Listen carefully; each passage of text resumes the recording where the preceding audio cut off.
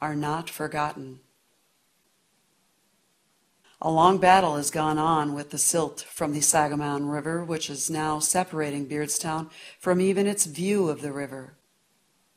Bad farming practices upstream from Beardstown on the Sangamon River, combined with the relocation of the river's mouth in the late 40s, are still having a devastating effect on the community.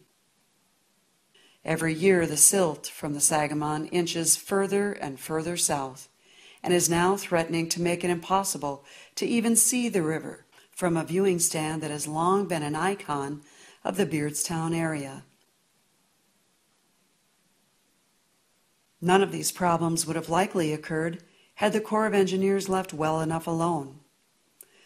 Older local residents still tell stories of a couple of prominent area farmers who had connections with politicians and who gained thousands of acres of usable farmland because of the diversion project.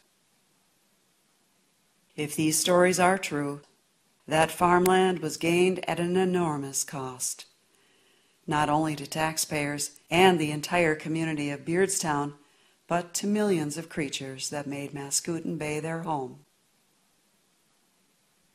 Mascoutin Bay is long gone now, reduced to nothing more than timber, which floods yearly and is of little use to anyone or anything.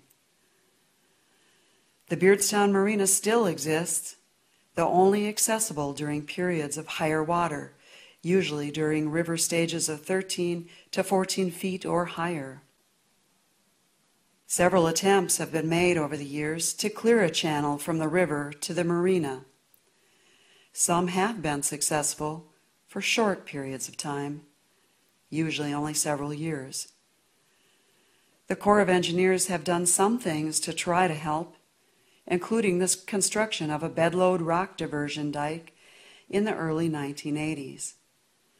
Over time, this dike has somewhat done what it was intended to do, although it alone was not nearly the complete solution we needed.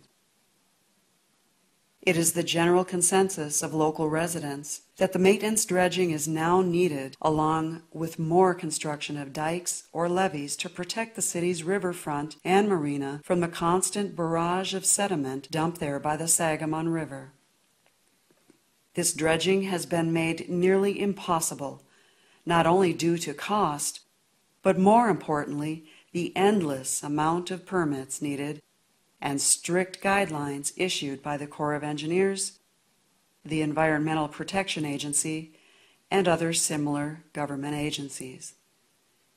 In short, the same people who took Beardstown's livelihood away from them will not allow anyone to even try to gain part of it back. This